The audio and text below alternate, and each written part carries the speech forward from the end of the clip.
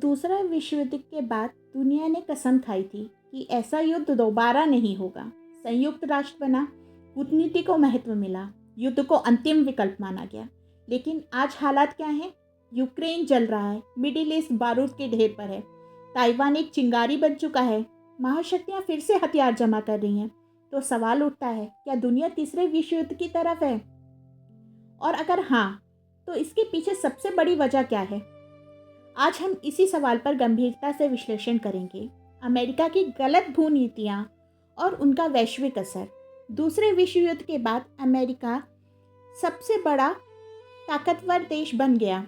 यहीं से एक सोच पैदा हुई, दुनिया की स्थिरता अमेरिका के नेतृत्व पर निर्भर है। लेकिन समय बदला, दुनिया अब एक ध्रुवीय नहीं बल्कि बहुध्रुवीय है। फिर भी अमेरिका हर उभरती शक्ति को खतरा मानता है, हर सहमति को चुनौती और हर स्वतंत्रता नीति को विद्रोह। चीन उभरा, रोकने की कोशिश, रूस ने सुरक्षा मांगी, दंड। ग्लोबल साउथ ने स्वतंत्रता चाही, अनदेखी। यहीं से टकराव की नींव पड़ी।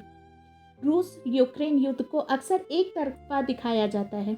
शीत युद्ध के बाद रूस को संकेत दिया गया कि नाटो पूर्व की ओर नहीं बढ़ेगा। फिर क्या हुआ? नाटो पूर्व की ओर बढ़ गया। यूक्रेन को नाटो में लाने की बात चली। रूस के लिए इसका सीधा मतलब था सीधा अस्तित्व को खतरा। अमेरिका ने रूस की सुरक्षा चिंताओं को कमजोरी समझ लिया। नतीजा, यूरोप में फिर से युद्ध, लाखों लोग बेघर, दुनिया दो गुटों में बटी।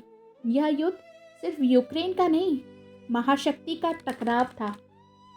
अमेरिका की एक बड़ी गलती, हर समस्या का समाधान सैन्य ताकत से ढूंढना। वियतनाम हार, इराक तबाही, अफगानिस्तान 20 साल बाद असफल, लीबिया अराजकता। फिर भी सबक नहीं लिया। क्यों? क्योंकि हथियार उद्योग को फायदा, युद्ध से आर्थिक लाभ, वैश्विक पुलिस बने रहने की इच्छा। लेकिन युद्ध कभी स्थायी समाधान नहीं देता, यह सिर्फ अगले युद्ध की जमीन तैयार करता है। अगर तीसरा विश्व युद्ध हुआ तो उसकी शुरुआत ताइवान से हो सकती है। अमेरिका की नीति विरोधाभासी है। एक ओर वन चाइना पॉलिसी मानता है, दूसरी ओर ताइवान को हथियार देता है। इससे ताइवान को गलत भरोसा, चीन को सीधा उकसावा। अमेरिका क्वाड, ऑकस, सैन्य अभ्यास सब बढ़ा रहा है। चीन को लगने लगा है अमेरिका हमें चारों ओर से घेर रहा है। इतिहास गवाह है, जब महाशक्तियां खुद को घिरा हुआ महसूस करती हैं तो युद्ध की संभावना बढ़ जाती है। अमेरिका शांति की बात करता है, लेकिन मिडिल ईस्ट में उसकी नीतियां उल्टी हैं।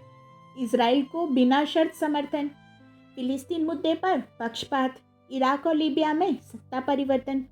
इसका नतीजा कट्टरपंथ, प्रॉक्सी वॉर, ईरान, हिजबुल्लाह, हुती जैसे गुट। आज मिडिल ईस्ट में एक चिंगारी भी अमेरिका, रूस और चीन को आमने सामने ला सकती है।